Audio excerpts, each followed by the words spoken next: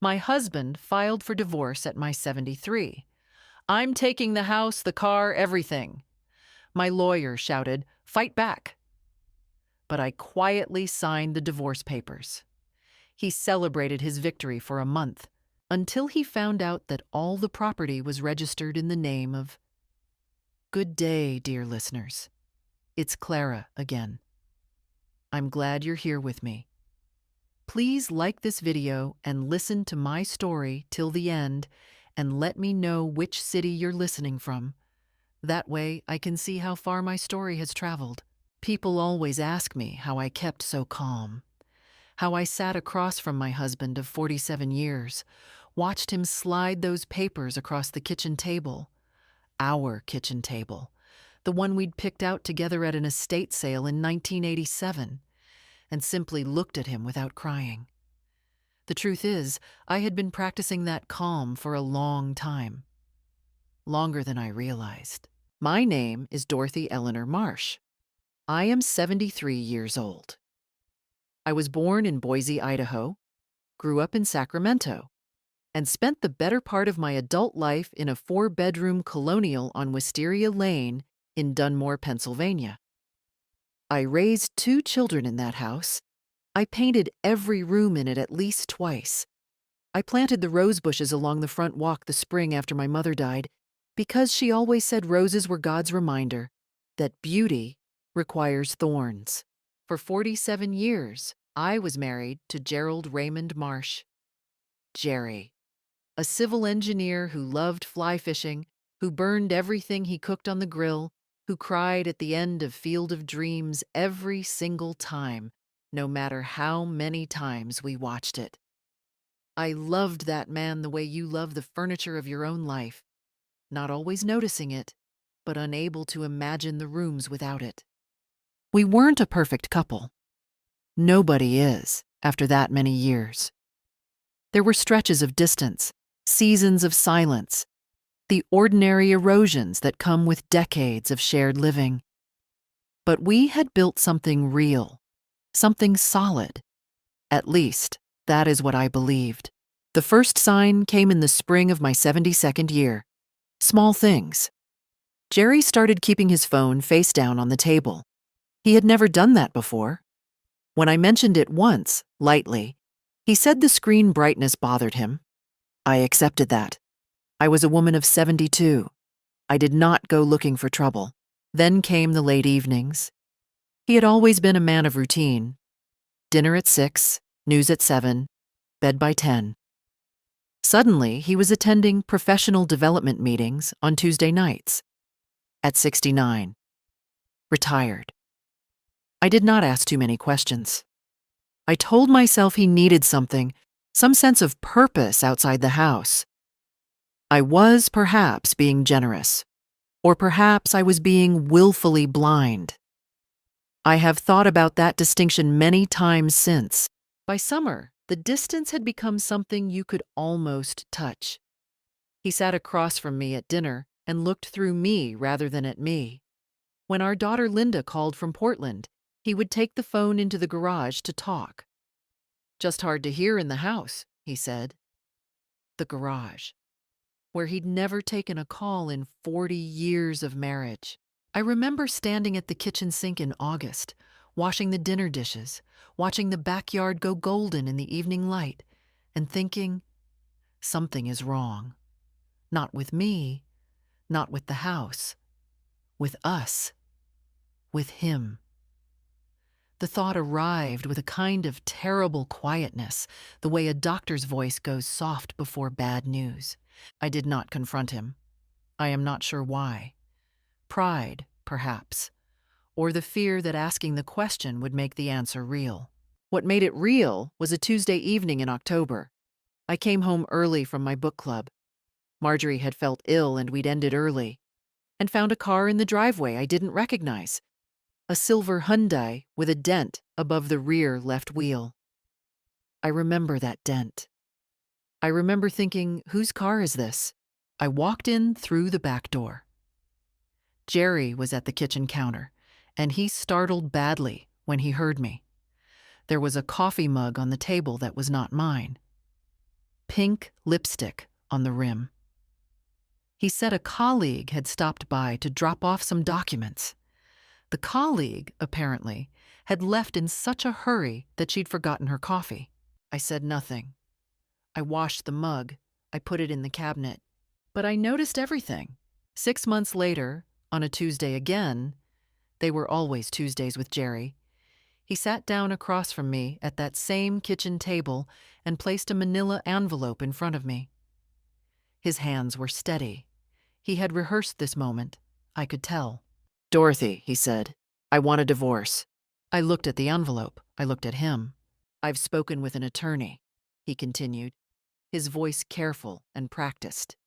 "The house, the accounts, the vehicles, it's all in both our names. I want to be fair, but I need you to understand. I intend to fight for my half. All of it." He slid the papers toward me. "You should get a lawyer," he said almost gently. I picked up the envelope. I turned it over once in my hands, and then I set it back down and looked at my husband, this man I had loved for nearly 5 decades. And I felt something settle inside me. Not grief, not rage. Something cooler than either. "All right, Jerry," I said. That was all, 2 words. He seemed almost disappointed I hadn't cried. I did not sleep that night. I lay in our bed. My bed, I supposed, or half of it, legally speaking, and stared at the ceiling and did what I always did when I needed to think clearly. I made a list in my head. What did I actually have? The house on Wisteria Lane had been purchased in 1989 for $112,000. In today's market, the last comparable sale on our street had gone for $480,000. It was in both our names. That meant, under Pennsylvania law, it would be divided as marital property. Half to me, half to him. $240,000 on paper. Enough for a small apartment somewhere if I was careful, if I was lucky. The joint savings account held approximately $68,000. We had an investment account, Jerry had always managed it, that I believed held somewhere between $90,000 and $110,000, though I could not be certain. I had not paid close attention to it in years. That was my mistake, and I knew it even as I lay there in the dark, cataloging the damage. There was his pension from the county. There was my small Social Security payment. There was the 2019 Subaru Outback in both our names, and the older Ford pickup he used for fishing trips, titled in his name alone. On the other side of the ledger, 47 years, 2 children, every school play, every Thanksgiving, every ordinary Tuesday that had made up the texture of a life.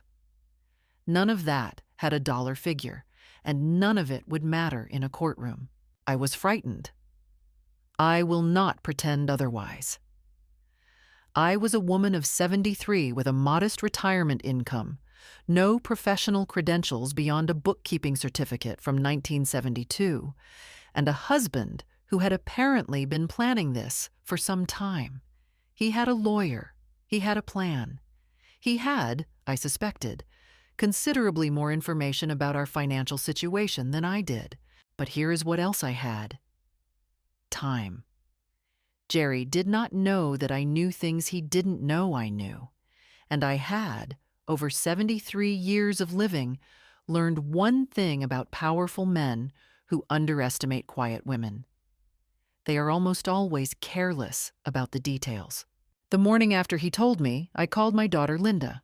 She answered on the second ring. She always did. "Mom, it's early. Is everything okay?" "Your father is filing for divorce," I said. The silence on the other end lasted exactly 4 seconds. I counted. "I'm getting on a plane," she said. "You don't need to do that yet," I told her. "But I need you to find me the name of a good family attorney. Not someone your father would know. Someone in Philadelphia, maybe. Someone sharp." Linda was quiet again. When she spoke, her voice had that particular steadiness she had inherited, I like to think, from me. "Mom, What are you not telling me? Not on the phone, I said. Find me the lawyer first. I spent that morning doing something I had never done in 47 years of marriage. I went through every filing cabinet, every drawer, every folder in Jerry's home office. I was not looking for evidence of the affair. I already understood that was real. I was looking for the shape of our finances, the actual shape, not the version he'd presented to me over the years. What I found was interesting. There were two accounts I had not known about. Not hidden exactly. Both had statements with our home address, but filed in a separate accordion folder behind a box of old fishing licenses. One was a money market account in Jerry's name alone, opened 14 years ago, currently holding $41,000. The other was a brokerage account, also his alone, with a balance I had to read 3 times before I believed it. $217,000. I photographed everything with my phone. My hands were perfectly steady. And then I sat down in his office chair, the chair I'd bought him for his 60th birthday, the good leather one, and I thought carefully about what I knew and what I needed to do next. Jerry had presented me with papers demanding half of everything we owned, jointly. He expected a negotiation. He expected tears, perhaps, or anger, or a lawyer who would fight and settle for a number he'd already calculated. What he had not accounted for was the possibility that I knew about the separate accounts.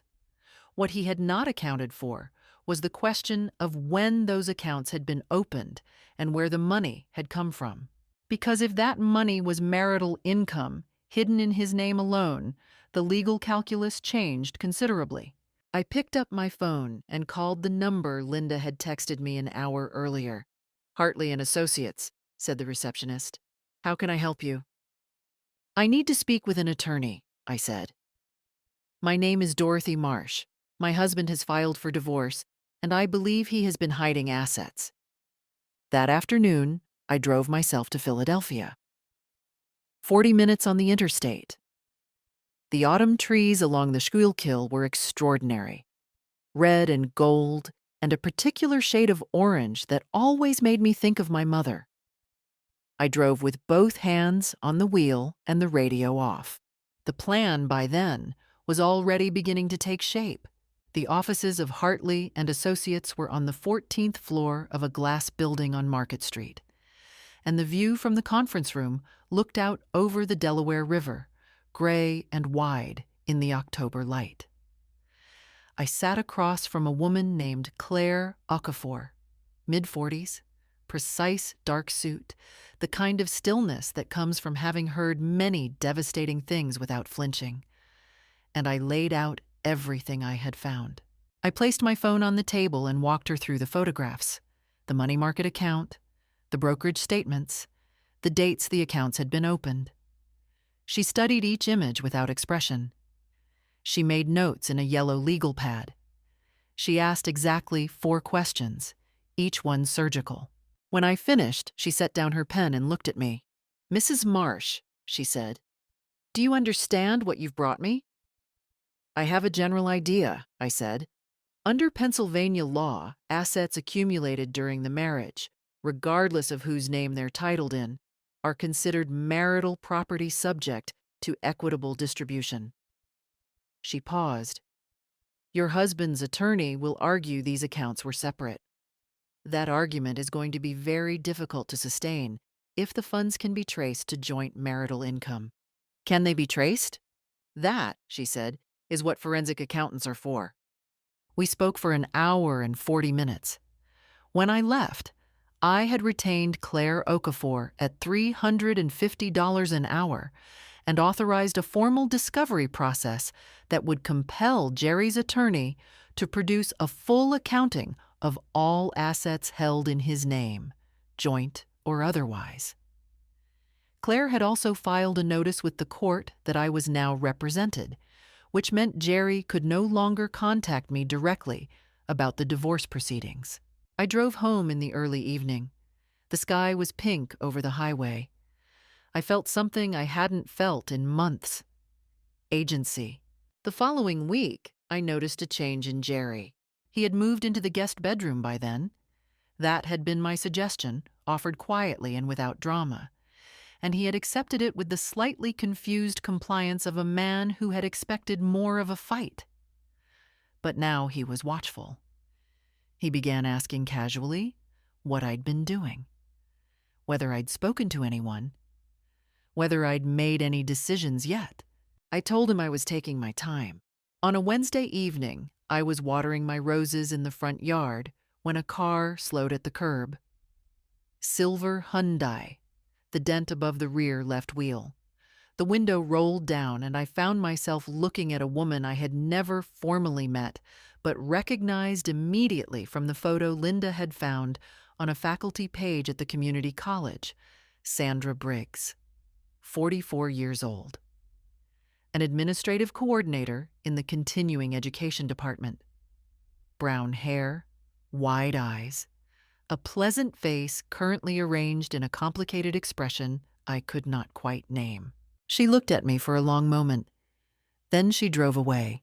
She had come to look at me, to measure me perhaps, to assess what she was dealing with. I understood the impulse. I might have done the same.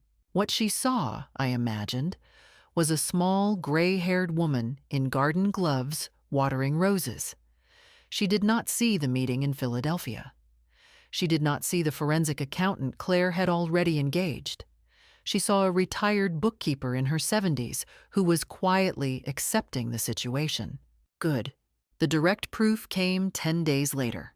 Claire called me on a Thursday morning, and her voice had an edge of controlled excitement that I recognized as professional satisfaction. The forensic accountant, a man named David Sternberg, who apparently testified in financial cases throughout the northeastern United States, had completed a preliminary review of the documentation I had provided and issued an initial finding. The brokerage account, Claire said, was funded by a series of systematic transfers from your joint checking account beginning in 2010. 14 years of transfers. Small amounts, irregular enough to avoid obvious detection. 100 here, 250 there. Over time, it accumulated. She paused. Dorothy, the total amount transferred from your joint account into that brokerage account is approximately $163,000. I sat down at the kitchen table. He moved marital money, I said. It was not a question. Over 14 years, yes. Mr. Sternberg can document every transfer. Claire's voice was precise and careful. This changes the character of the hidden assets substantially. We're not just talking about separate property claims. We're talking about dissipation of marital assets. That is a finding that affects the entire distribution calculation. What does that mean in plain terms? I asked, though I already understood. It means, she said, that the court can compensate you for that dissipation. It means Jerry's position becomes significantly weaker. And it means, she added, that his attorney is going to have a very uncomfortable conversation with him very soon. I thanked her. I hung up. I sat at my kitchen table for a long time, 14 years. He had been doing this for 14 years. While I planted roses and raised our children and drove to book club on Tuesday evenings, he had been quietly moving money, preparing an exit, building a private life alongside our shared one. How does a woman feel discovering that? I will tell you, it is not exactly grief. Grief is for losses you didn't see coming. What I felt was something colder, a kind of final clarity. The last curtain pulled back, revealing not a monster, but something almost worse. A very ordinary man who had decided over many years to treat our life together as something he could simply walk away from when a better offer came along. I picked up my phone and texted Linda. First step is done. Don't worry. I know what I'm doing. The formal discovery process began the second week of November. Claire's office served Jerry's attorney, a man named Philip Court, whom I had met once at a bar association dinner years ago and remembered as someone who spoke too loudly and wore expensive watches, with a comprehensive document request. Bank records, brokerage statements, transfer histories, tax returns going back 15 years. I was at Linda's kitchen table in Portland when Claire called to tell me the request had been served. Linda had insisted I come for 2 weeks, and I had agreed, partly because I needed the distance, and partly because her house, her warm, cluttered house full of children's drawings on the refrigerator and the smell of good coffee, was exactly the right place to breathe. The morning after the service, Jerry called my cell phone 4 times. I did not answer. Claire had advised against direct communication, and I had developed by then a certain satisfaction in simply letting his calls go to voicemail.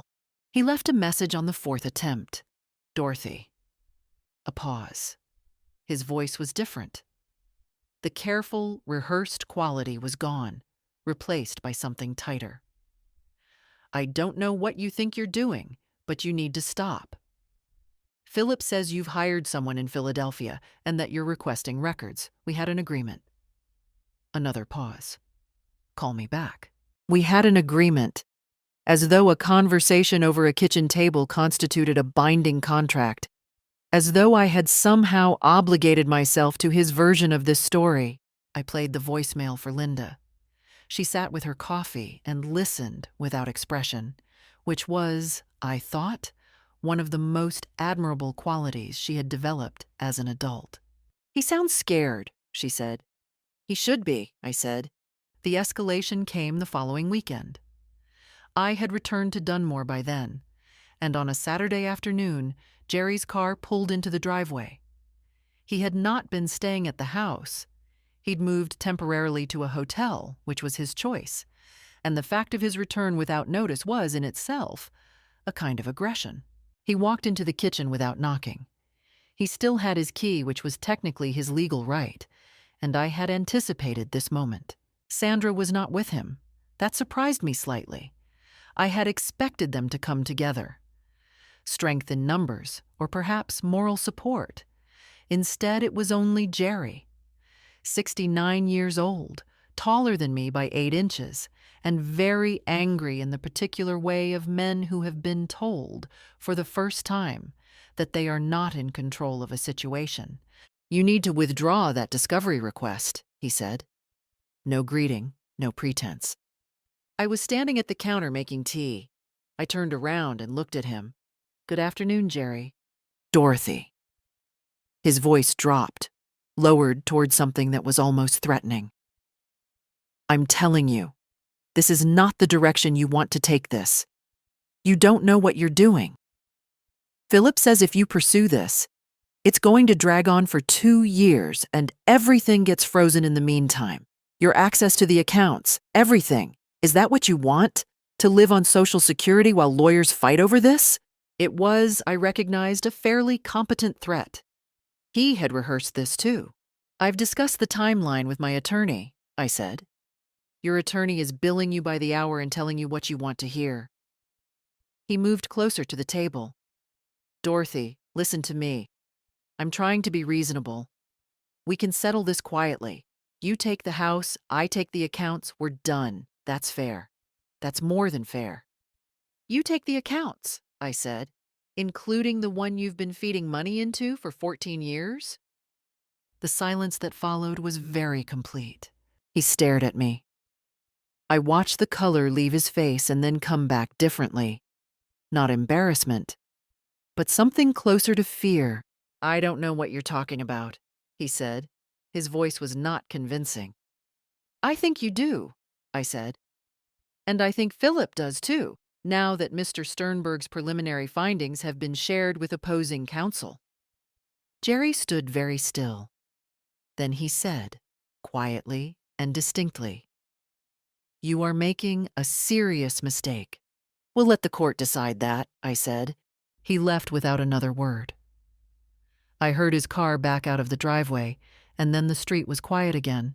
I stood at the counter and let my heart beat slow. My hands, I noticed, were entirely steady. I poured my tea and carried it to the back porch, where the late November garden was brown and sleeping, and I sat with it until the cold drove me inside.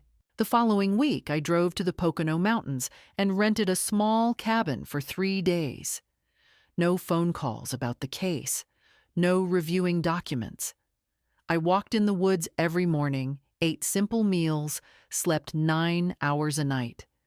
I read a novel I'd been meaning to read for 2 years. On the second evening, sitting by the fire, I thought, I am going to be all right. Not in the vague, hopeful way people say such things. In the specific, architectural way of someone who has examined the structure of a situation and found it sound. I drove home on a Thursday. There were 11 missed calls from Jerry's number. I let them wait. Philip Court's office sent a settlement proposal the Friday after I returned from the Poconos. It was dressed up in formal language, but its essence was simple. Jerry was offering me the house and $30,000 in exchange for waiving all claims to the hidden accounts, the pension beyond a minimal share, and any dissipation damages. The proposal included language, and Claire pointed this out with the particular flatness she reserved for things she found insulting, that would have required me to sign a statement acknowledging that both parties had managed marital finances openly and transparently throughout the marriage. I sat at Claire's conference room table and read that clause twice. "He wants me to lie," I said.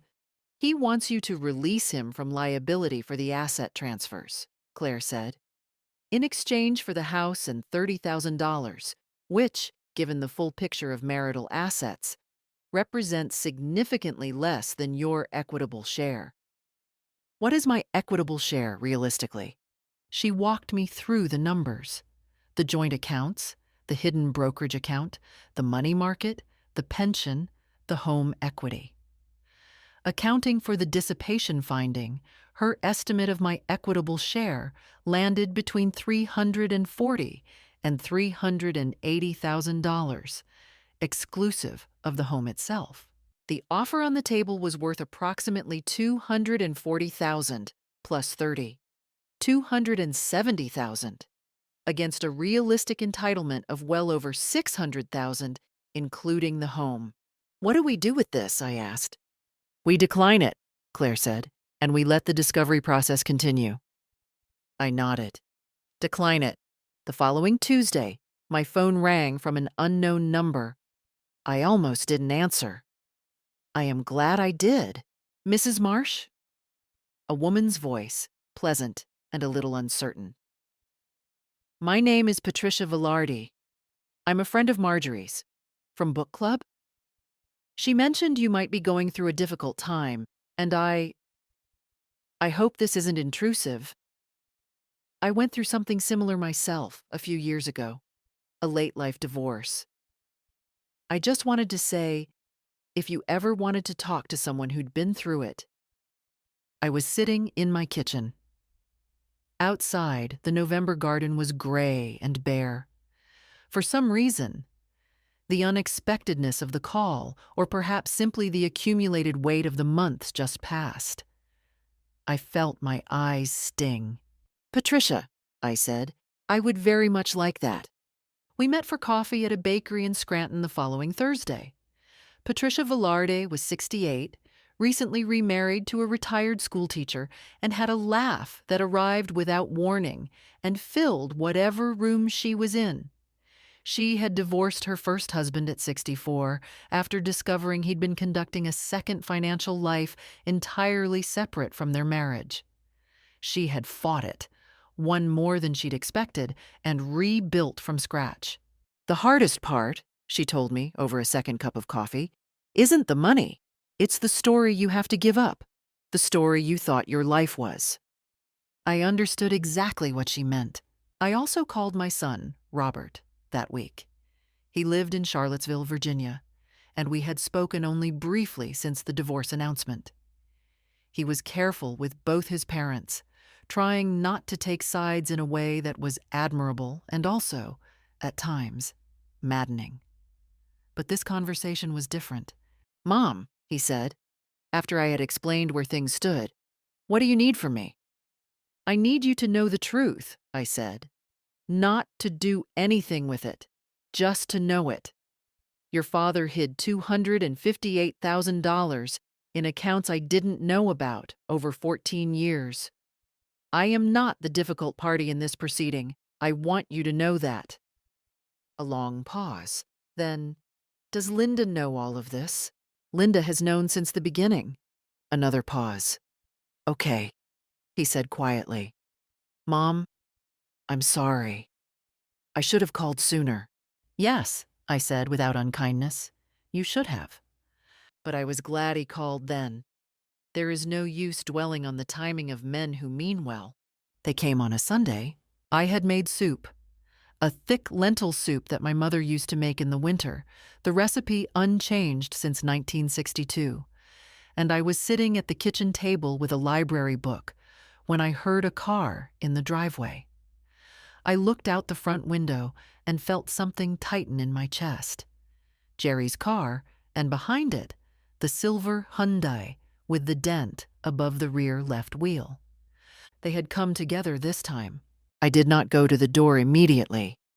I stood at the window for a moment and breathed, the way Claire had advised. You don't have to be reactive. You can choose your timing. And then I straightened my cardigan, put on my reading glasses, and opened the door before they reached the porch. I wanted them to know I had seen them coming. I wanted them to register from the very first second that I was not caught off guard. Jerry was holding a bottle of wine. I recognized it. A Pinot Noir from a vineyard in Oregon we had visited on our 35th anniversary. He had chosen it deliberately, I knew. Every detail of this visit had been chosen deliberately. The wine that carried memory, the Sunday afternoon timing when a person is softest, the fact that he had brought Sandra, who could play the role of the reasonable third party, the peacemaker, the woman with no history, and therefore no grievance. Sandra stood slightly behind him. She was wearing a pale blue sweater and carrying what appeared to be a small bakery box. She smiled at me. It was a careful, practiced smile. The smile of someone who has spent time in front of a mirror rehearsing sincerity. "Dorothy," Jerry said, "I hope we're not interrupting. We wanted to talk. Just talk." I opened the door wider. "Come in," I said. I set the wine on the counter without opening it. I offered them seats at the kitchen table and sat across from them. I put my reading glasses in my pocket. I folded my hands and waited. I did not offer coffee. I did not open the bakery box. Small signals, perhaps, but signals nonetheless. This was not a social visit, and I saw no reason to perform as though it were. "We think there's been a misunderstanding," Sandra said. Her voice was warm and reasonable. She was better at this than Jerry, more practiced at the particular art of presenting a self-serving position as a generous concession. "Jerry has always intended to be fair to you, Dorothy. This, the legal process, it's gotten so adversarial. It doesn't have to be." "What would you like instead?" I asked. Jerry leaned forward. "Let's settle this privately. You don't need the courts involved. You don't need all these attorneys. It drags out, it's expensive, it's stressful for everyone. For the kids, for you." He paused. "Dorothy, you know I've always taken care of you. I just want to make sure you're taken care of now." He just wanted to make sure I was taken care of. After 47 years. After 14 years of siphoning money into private accounts. He wanted to make sure I was taken care of. The phrase sat in the air between us like something he had rehearsed in the car on the way over, and I wondered how many times he had said it to Sandra, practicing, and whether she had nodded and told him it sounded exactly right. "The accounts," I said. "The $217,000 in the brokerage account, the $41,000 in the money market, the $163,000 transferred from our joint accounts over 14 years. You want me to let all of that go?" Sandra's smile remained in place, but changed quality. Something beneath it hardened. "Those accounts were Jerry's personal savings," she said. "Accumulated over his career. It's not—" "Accumulated from our joint checking account," I said. "Starting in 2010, I have the transfer records." A silence. Jerry's voice, when he spoke again, had dropped the warmth entirely. "Dorothy, you are a 73-year-old woman. This process, if you keep pushing it, is going to be extraordinarily stressful. I want you to think about your health, about what this kind of prolonged legal fight does to people your age." He had just threatened my health. He had dressed it up as concern, but the architecture of the sentence was unmistakably a threat. He was telling me that I was old, that I was fragile, that the machinery of what I had set in motion was too large and too grinding for a woman like me to withstand. He was betting that somewhere underneath the composed woman sitting across from him was a frightened widow in waiting who would rather have peace than justice. He was wrong. "That's very thoughtful of you," I said. "The offer on the table is generous," Sandra said, leaning forward now too, her voice dropping to something almost intimate, as though we were confidants rather than adversaries. "A free and clear house, $30,000. Gerald has been more than—" "Gerald," I said, "transferred marital assets into private accounts without my knowledge over 14 years while filing joint tax returns that described our finances as shared. His attorney is aware of this. The forensic accountant's documentation has been submitted to the court." I paused. "The offer on the table is not generous. It is an attempt to pay me to ignore what he did." Sandra opened her mouth. Jerry put a hand on her arm. They looked at each other in the way that people look at each other when a plan they were confident in has not worked. Something passed between them. Frustration. Recalibration. The silent negotiation of people who had discussed contingencies. But not this particular one. "This will not go the way you think," Jerry said. His voice was very quiet. It was the quietest he had been all afternoon, and somehow that made it feel more like a warning than anything else he had said.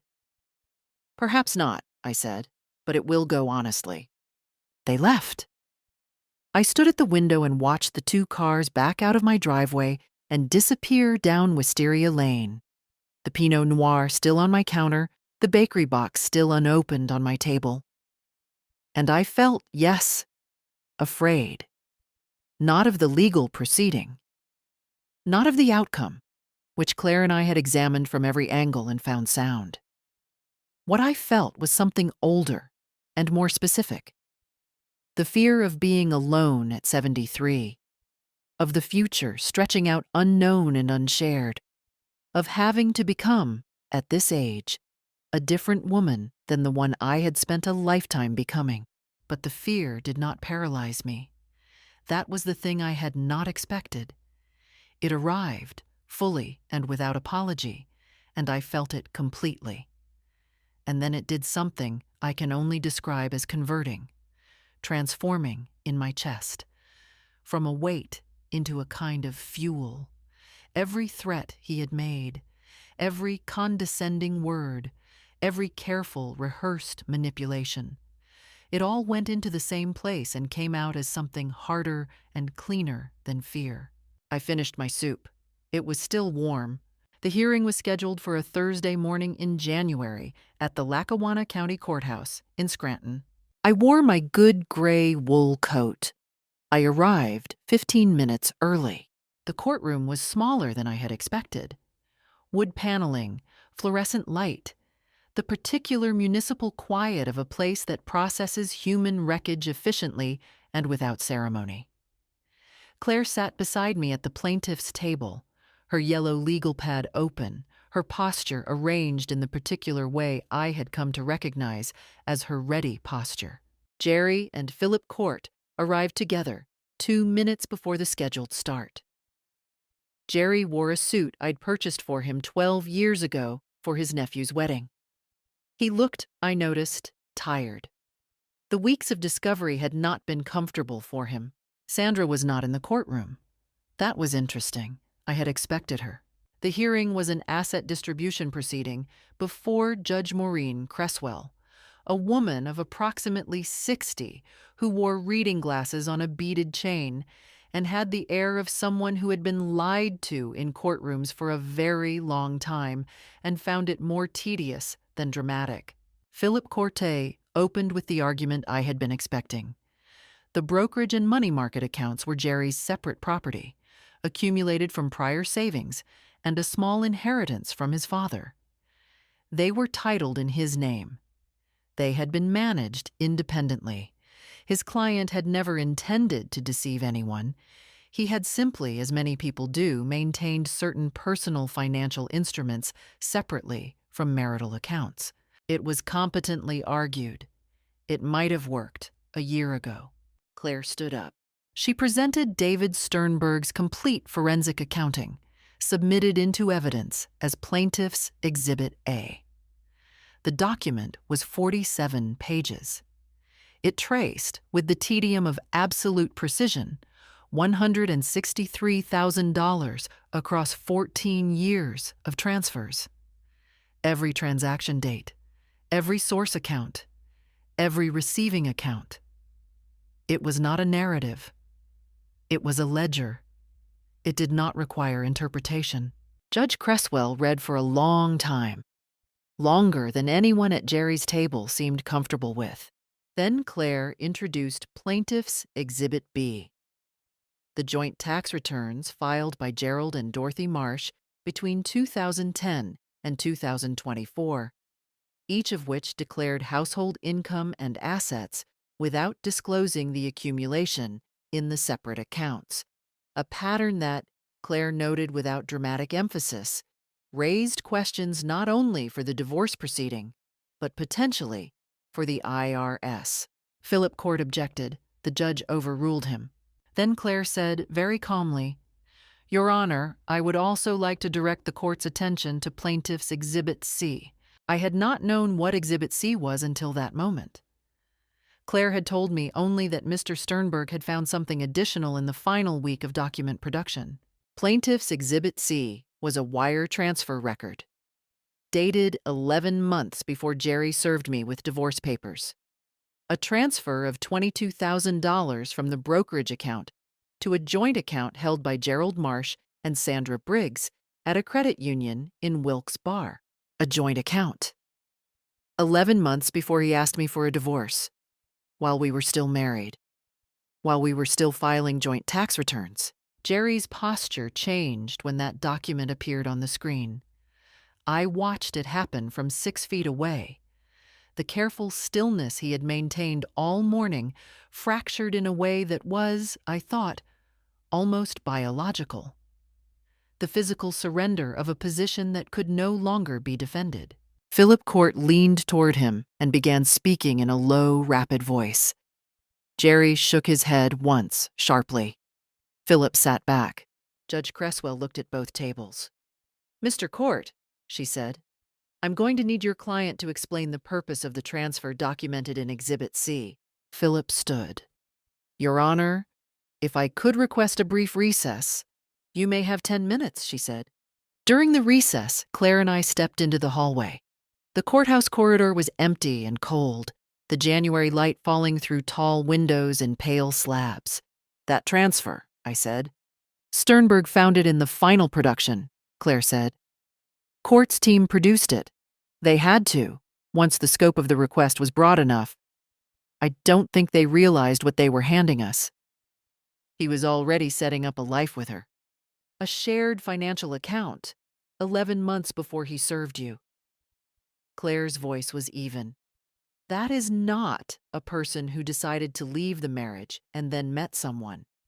That is a person who built a new life and then informed you when he was ready." I stood with that for a moment in the cold hallway.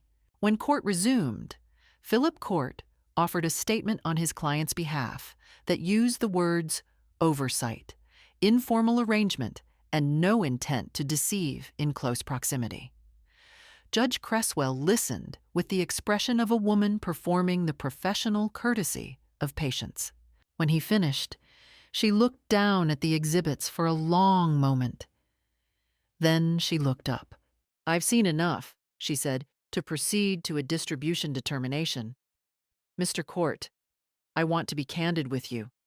The evidence before me describes a pattern of financial conduct that this court takes seriously. I would strongly advise your client to revisit his settlement position before I issue a ruling." Jerry looked at his attorney. His attorney looked at the table. I looked at the judge. "I've seen enough." 3 words, but they carried everything. The revised settlement offer came 6 days later.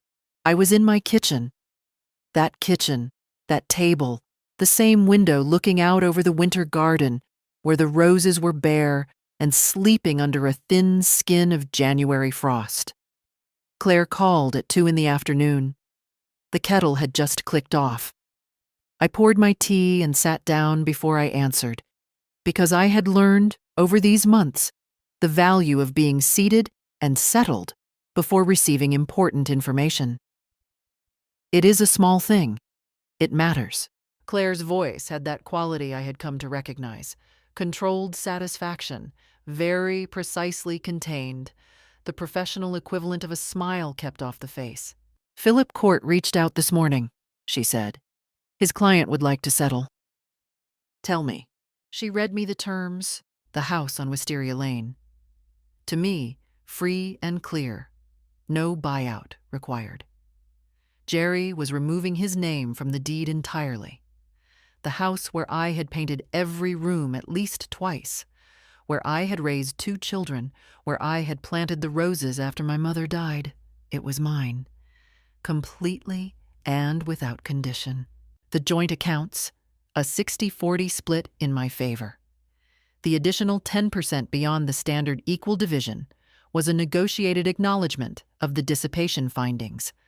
Philip Court's way of conceding the forensic accounting without saying the words out loud. The hidden accounts, the brokerage account balance, now grown to $231,000 through market gains accumulated during the proceedings, divided 70-30 in my favor. The money market account, the same division. Jerry would retain 30%, enough to live on, modestly, if he was careful. Less than he had planned for. Considerably less. The pension. I would receive 55% of the monthly benefit for life, beginning immediately. This was, Claire had told me weeks earlier, above the median in Pennsylvania divorce settlements of this duration. It reflected what the court would almost certainly have awarded, and Jerry's attorney knew it. The dissipation damages. An additional lump sum of $48,000. Representing Philip Court's acknowledgement of what Judge Cresswell would have ordered had the case gone to a ruling.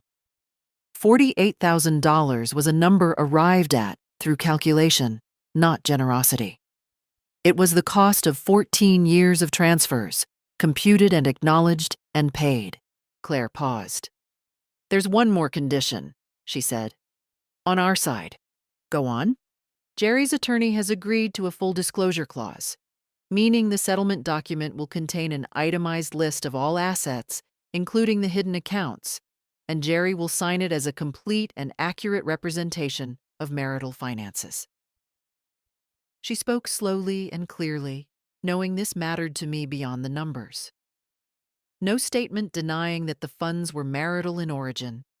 No language requiring you to acknowledge transparency on his part. No rewriting of the record. He would not get to rewrite the story.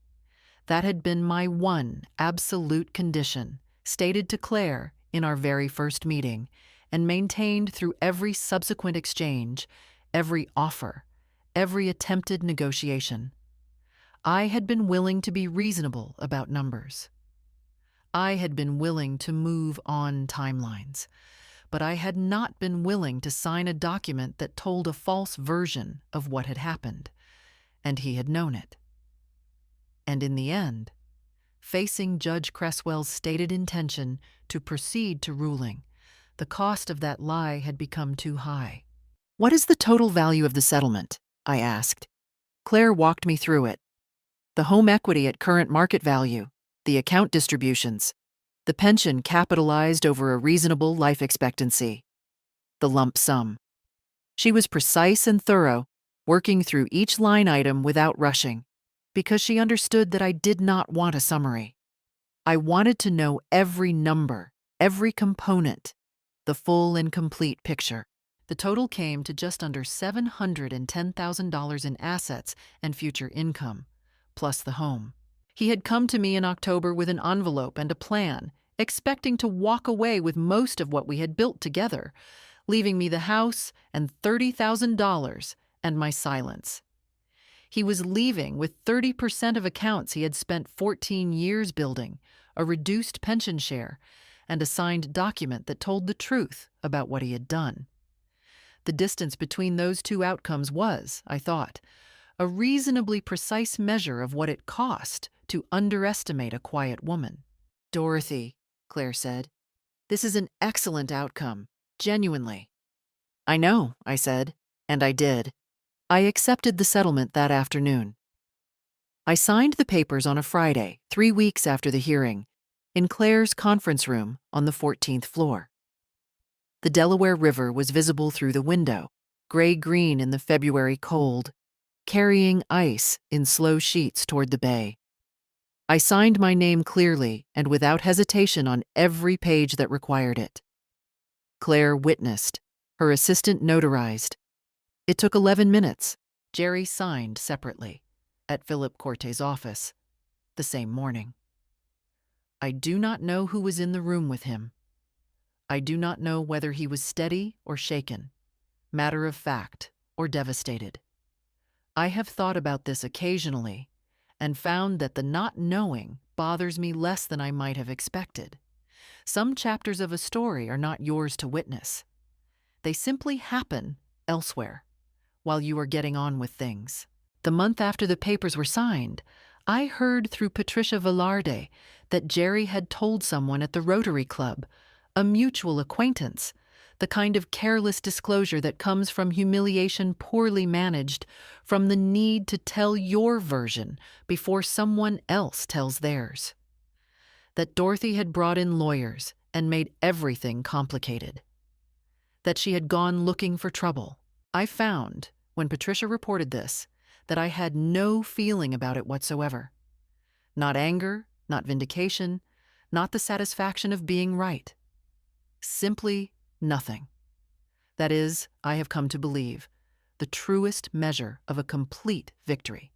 Not triumph, not the pleasure of being proven correct, but the complete and genuine absence of the need for any of it. Sandra, I learned later, had not been pleased with the outcome of the joint account disclosure. The existence of the Wilkes-Barre Credit Union account, once documented in court proceedings and incorporated into the signed settlement agreement, was not something that could be made private again. It was part of the public record now. Sandra had apparently not known, or not fully understood, how thoroughly her shared financial arrangements with Jerry would be examined once discovery cast its net wide enough. The life she had imagined, built on the foundation of what Jerry had told her he had, turned out to rest on considerably less than advertised. Jerry and Sandra did not celebrate much that winter. They had very little, it turned out, to celebrate with. By March, the roses along the front walk were already showing new growth. Small green shoots at the base of the canes, the first reliable proof that winter does not last. I stood at the window and thought of my mother, who had said that roses were God's reminder that beauty requires thorns. I had tended those roses for 21 years on a street where I had now lived alone for 4 months. The street looked the same. The house looked the same. But I felt like a woman who had set down a very heavy thing she had been carrying for so long she'd stopped noticing the weight. I redecorated the living room. This sounds like a small thing. It was not a small thing.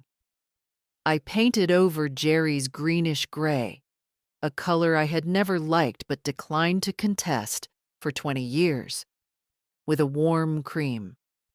The bedroom became a soft blue gray, the color of the Pocono sky on a clear October morning.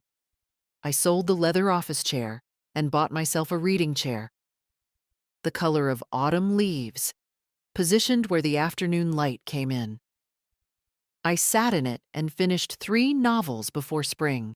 Patricia Velarde and I began meeting for coffee every other Thursday. She introduced me to Margaret, a retired county judge, and Vivian, a librarian who made her own wine and had opinions about everything. The 4 of us talked about books and local politics and the particular indignities and satisfactions of being women of a certain age. And I found, to my considerable surprise, that I was happy. Not provisionally. Genuinely happy in the way possible, only when you are living a life you have actually chosen. Linda came in April. At the end of a long day clearing out the garage, we sat on the back porch with wine, and she said, "Mom, you look good." Not in the searching, reassuring way, but in the simple way of someone reporting what they see. "I feel good," I said, and meant it exactly. Robert came in May with his wife, fixed the back fence Jerry had been meaning to repair for 3 years, and we ate dinner together on the porch. Something between us that had been strained eased slightly. That felt like enough. As for Jerry and Sandra, the joint account disclosure had surfaced information Sandra apparently hadn't fully known, that the financial future Jerry had promised her was now substantially redistributed to me. By summer, the silver Hyundai was no longer parked outside his rental. A mutual acquaintance saw him at the pharmacy in August and said he looked smaller than she remembered. I did not feel sorry for him. I found grief for the marriage, yes. A settled, historical sadness I thought would always live somewhere in the house of who I had become.